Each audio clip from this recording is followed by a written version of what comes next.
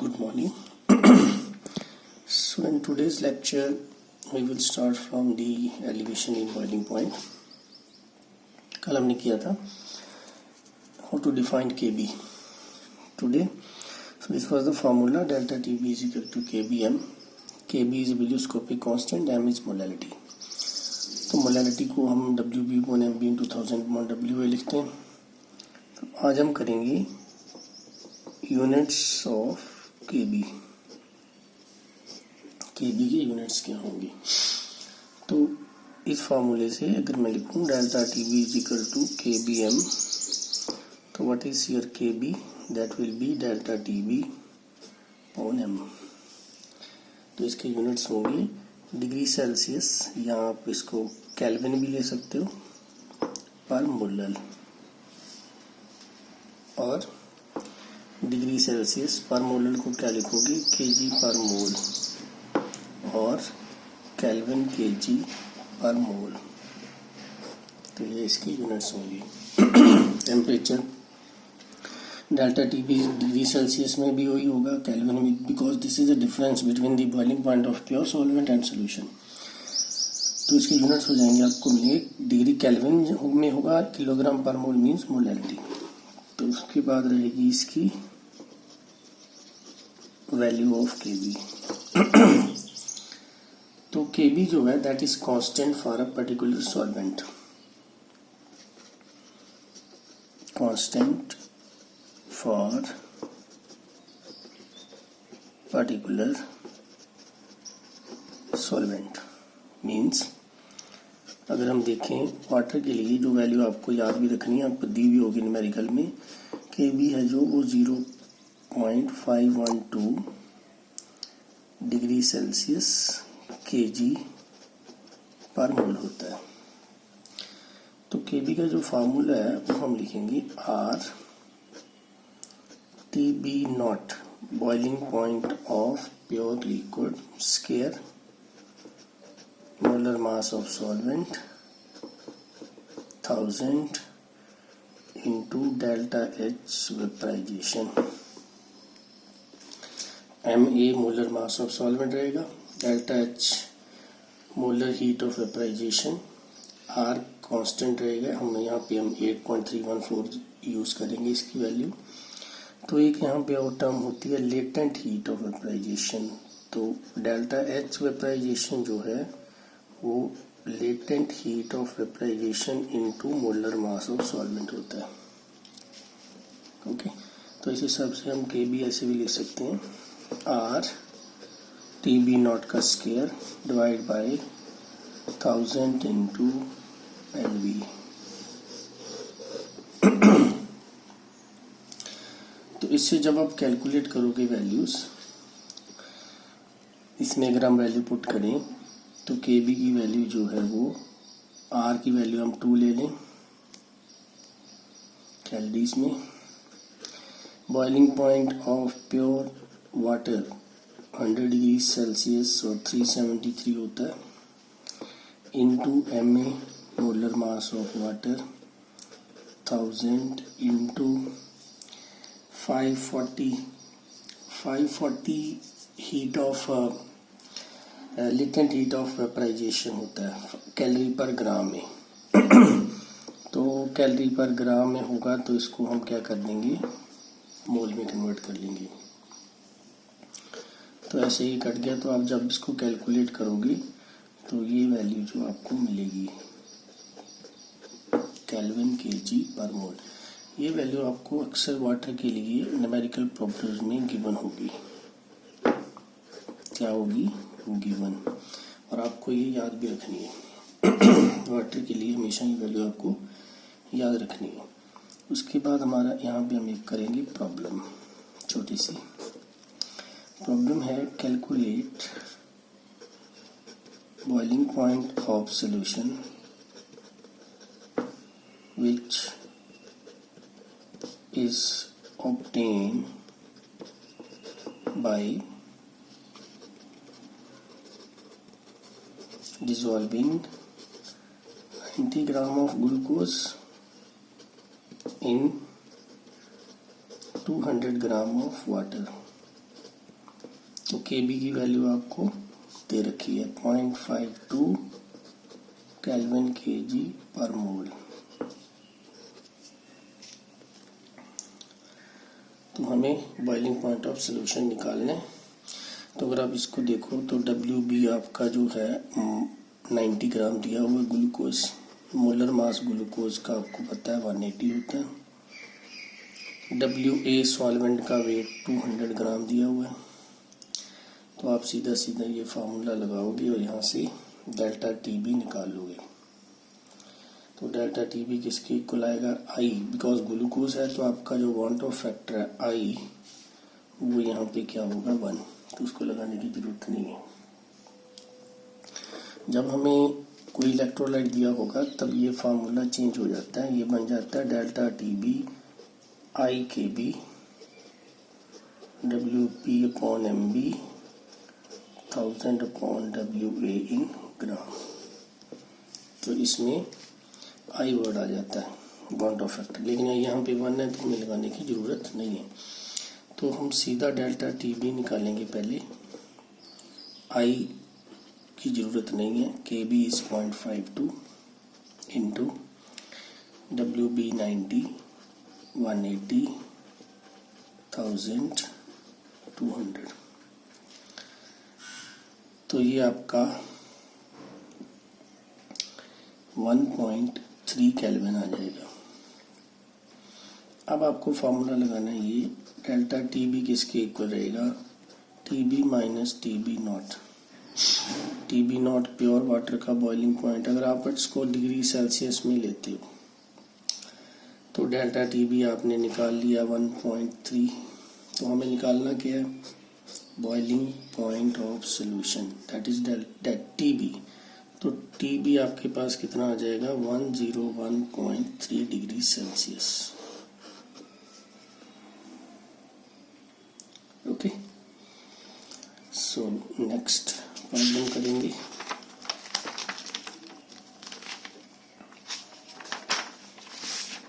Problem number 2,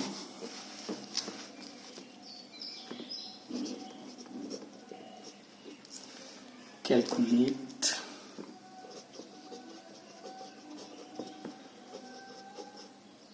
boiling point of solution which is obtained by dissolving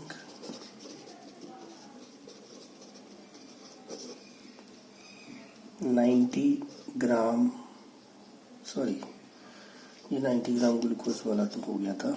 इसके बाद जो problem है वो है, इसको काट दो। A solution contain 5.85% W/W NaCl, 7.1% W/W magnesium chloride, 3% W/W urea. Calculate boiling point of solution. Kb की वैल्यू उतनी लेनी है पहले जितने 0.52 लिया था। अब इसमें 3 सोल्यूट्स हैं, एक है NaCl वो इलेक्ट्रोलाइट है, डेसोशिएट होगा। एक है मैग्नीशियम क्लोराइड वो भी इलेक्ट्रोलाइट है, डेसोशिएट होगा आयंस में। और तीसरा है यूरिया, वो है नॉन इलेक्ट्रोलाइट, इसकी I1 रहेगी। तो अगर मैं लिखूं 5.85% NaCl, I की वैल्यू इसमें आ जाएगी 2। 7.1% MgCl2, तो इसमें I की वैल्यू आ जाएगी 3। जब तक आपको दिया ना हो आपने अल्फा 1 लेना है। जब अल्फा 1 होता है I और N इक्वल होता है, पीछे पढ़ के आए हम। जब तक आपको दिया ना हो उसकी डेसोसिएशन कितनी है तो आपको उसका 100% डेसोसिएशन मानना है। ओके, तो उसकी जो आई की वैल्यू है वो n means number of ions produced. NaCl 2 ions देगा तो आई की वैल्यू 2, MgCl2 3 आयंस देगा तो आई की वैल्यू 3। तो उसको आई की वैल्यू n के इक्वल लेनी है। तो अब हम इसमें डेल्टा TB में वैल्यू पुट करेंगे। पहले लिखेंगे KB। अब इसमें हम आई यूज़ करेंगे फर्स्ट। NaCl की आई कितनी है 2, तो यहाँ पे आ जाएंगे इसके molar mass upon molar mass plus magnesium chloride की आई 3 हो गई, उसका मास दिया हुआ है 7.1। डिवाइड कितने से करें हम, मैग्नीशियम क्लोराइड का मास अब कैलकुलेट करोगे तो ये 95 आ जाएगा। तीसरा है उसकी है आई 1 3 ग्राम दिया है और यूरिया का मास 60 होता है। Okay, divide. अब यहाँ पे क्या आएगा, वेट ऑफ सॉल्वेंट। अब आप यहाँ से देखो वेट ऑफ सॉल्वेंट हम कैसे निकालेंगे। परसेंट वेट बाय वेट का मतलब होता है इन 100 ग्राम। अब 100 ग्राम सोल्यूशन के अंदर 5.85 ग्राम तो NaCl है, 7.1 ग्राम आपका मैग्नीशियम क्लोराइड है और 3 ग्राम आपका यूरिया है। तो ये तीनों आप 100 में से माइनस करोगे, 5.85 प्लस 7.1 प्लस 3, तो ये आपका वेट ऑफ सॉल्वेंट आ जाएगा 84.5 gram. Okay, weight of solvent is weight of solution 100 gram minus weight of all the solutes. तो यहाँ पे आप लिखोगे 84.05 और इसको मल्टीप्लाई करोगे 1000 से, तो ये आपका डेल्टा TB आ जाएगा। डेल्टा TB आने के बाद आप फिर वही रिलेशन यूज करोगे, TB माइनस TB नॉट। तो TB नॉट की वैल्यू 100, तो अगर आप यहाँ से TB निकालोगे तो वो आपका आ जाएगा 100 प्लस डेल्टा TB। तो सिंपली डेल्टा TB की वैल्यू निकालो यहाँ से और इसमें पुट कर दो तो आपका आंसर जो है वो आ जाएगा। तो इससे प्रॉब्लम में क्या था नया कि जब आपको सोल्यूट एक से ज़्यादा दिए हों तो आप सबके नंबर ऑफ मोल्स जैसे भी निकालोगे उसका आई फैक्टर को कंसीडर करना होता है, जितने आयंस वो दे रहा है, क्योंकि जब तक अल्फा नहीं दिया तब तक अल्फा होता है 1। एक प्रॉब्लम और करेंगे P3, calculate molar mass of non-volatile solute having want of factor 4 whose 20 gram on dissolving in 500 gram of water produce a solution having boiling point 105.2 degree Celsius. तो ये इसकी स्टेटमेंट है। Calculate molar mass of solute non volatile solute, हमें MB निकालना है। उसका want of factor उसने 4 दे दिया, 20 ग्राम सोल्यूट का मास हो गया, 500 ग्राम सॉल्वेंट का मास हो गया और डेल्टा TB की वैल्यू आ गई आपके पास 105.2 degree. Sorry, this is the solution. तो सोल्यूशन का बॉइलिंग पॉइंट आपके पास आ गया। तो सबसे पहले मैं यही लिखूंगा, TB की वैल्यू जो है वो है 105.2 डिग्री। तो TB नॉट कितना होता है प्योर का वाटर का 100 डिग्री। तो यहाँ से हम सबसे पहले डेल्टा TB निकाल लेंगे, वो आपके पास आ जाएगा 5.2 डिग्री सेल्सियस। अब इसको फार्मूला में पुट कर देंगे। तो delta TB is 5.2 equal to want of factor I, KB 0.52, okay, WB 20 gram दिया हुआ है, MB हमें निकालना है 1000 और वेट ऑफ सॉल्वेंट 500 दिया हुआ है। तो यहाँ से हम MB की वैल्यू जो है वो कैलकुलेट करेंगे, आंसर आपका आ जाएगा 16। तो ये था elevation in boiling point and with various types of problems. उसके बाद नेक्स्ट कॉलिगेटिव प्रॉपर्टी है, that is depression in freezing point. This is your third colligative property, depression in freezing point. इसके फार्मूले में सब वही रहेगा जो बॉइलिंग पॉइंट में था, सिर्फ बी की जगह पे एफ आ जाएगा। तो फ्रीजिंग पॉइंट पहले आप लिखोगे, फ्रीजिंग पॉइंट की definition, temperature at which solid and liquid phases, temperature at which solid and liquid phases are in equilibrium. दूसरी डेफिनेशन लिख सकते हो, temperature at which vapour pressure of solid become equal to temperature at which vapor pressure of solid become equal to vapor pressure of liquid।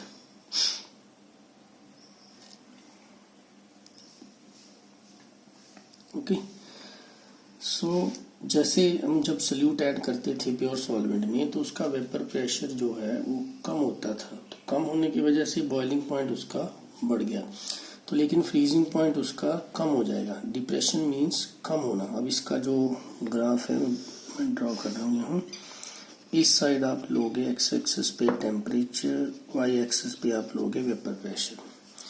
तो अभी थोड़ी देर पहले मैंने वो ड्रॉ किया था एक फेस डायग्राम ऑफ वाटर, उसमें ये दो कर्व्स थी, ये लिक्विड के लिए है और ये हमारा है सॉलिड के लिए। And overall this is for pure solvent, this line is for pure solvent. Now where is the freezing point of pure solvent? This point, so this is your TF naught. Why this point that represent the freezing point of pure solvent? Because according to definition, temperature at which solid and liquid phases are in equilibrium, so solid and liquid phase are in equilibrium at this point, so this is the freezing point of pure solvent। तो solution का curve है जो वो इसके नीचे ऐसे आएगा, this curve is for solution। अब solution में क्या डाला हुआ है? Non volatile solute. उसका जो वेपर प्रेशर है वो इस पॉइंट पे इक्वल होगा, तो ये हमारा पॉइंट हो गया हमारा TF। Read the definitions, temperature at which solid and liquid phase are in equilibrium, or you can say temperature at which vapor pressure of solid become equal to vapor pressure of liquid। तो अगर हम solvent लेते हैं तो ये point है जहाँ पे दोनों का वेपर प्रेशर सेम होता है, ये वेपर प्रेशर हो जाएगा।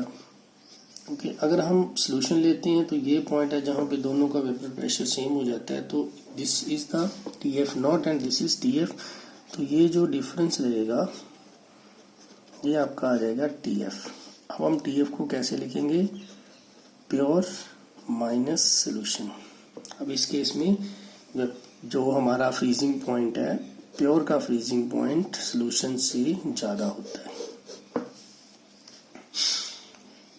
Okay, so we can say freezing point of solution, you can write down freezing point of solution containing non-volatile solute, freezing point of solution containing non-volatile solute is less than that of pure solvent, is less than that of pure solvent, so that is called depression in freezing point। so formula वही रहेगा, delta TF is equal to I into KF into M। उसमें KB था, इसमें KF है। KF को आप क्या बोलोगे? मोलल डिप्रेशन कांस्टेंट, यहाँ इसका नाम होता है क्रायोस्कोपिक कांस्टेंट, क्रायोस्कोपिक कांस्टेंट। इसकी डेफिनेशन हम वैसे ही लिखेंगे कि अगर आप मान लेते हैं कि M 1 हो जाता है तो हमारा डेल्टा टी एफ जो है वो किसके इक्वल आ जाएगा, के एफ की। आई हम तब यूज़ करेंगे जब इलेक्ट्रोलाइट दिया हो, नॉन इलेक्ट्रोलाइट के केस में आई 1 रहेगा। तो के एफ की डेफिनेशन आप वैसे लिख सकते हो, molar depression constant is equal to, molar depression constant is equal to depression in freezing point, molar depression constant Kf is equal to depression in freezing point when the molality is unity। बिल्कुल same है जैसे बिलियोस्कोप में था। तो ऐसे ही इसकी Kf अगर हम डेल्टा Tf की वैल्यू मोलर मास के लिए यूज़ करें तो आपके पास Kf m आ जाएगा। तो यहाँ आप इसकी m की वैल्यू पुट करोगे, that is molality Wb/mb 1000 upon WA इन ग्राम। तो यही फार्मूला मोलर मास कैलकुलेट करने के लिए यूज करोगे। और KF का फार्मूला सेम रहेगा जैसे R, यहाँ पे हमारे पास आ जाएगा TF not square into molar mass था सॉल्वेंट का 1000 इंटू डेल्टा H, यहाँ पे आ जाएगा फ्यूजन। ओके, यहाँ पे आपके पास आ जाएगा फ्यूजन। तो डेल्टा टी एफ की के एफ की वैल्यू आपको हमेशा दी होगी 1.86 डिग्री सेल्सियस kg पर मोल, यूनिट भी वही रहेंगे। तो ये वैल्यू आपको के एफ की अक्सर न्यूमेरिकल के अंदर गिवन होगी। तो वैसे आपको ये दोनों वैल्यूज याद भी रखनी है, डेट के बी एंड के एफ की। अगर ना भी दी हो तो एटलीस्ट वाटर के लिए आपको ये दोनों वैल्यूज जो है वो पता होनी चाहिए। तो यहाँ तक हमारा elevation in boiling point, depression in freezing point, RLVP खत्म होता है। तो इसके बाद मैं इसकी असाइनमेंट दे रहा हूँ। कल लेक्चर नहीं होगा, कल आप असाइनमेंट करोगे। तो डे आफ्टर टुमारो हम नेक्स्ट ऑस्मोटिक प्रेशर पे मूव करेंगे और इसकी कुछ प्रॉब्लम्स भी करेंगे। Thank you.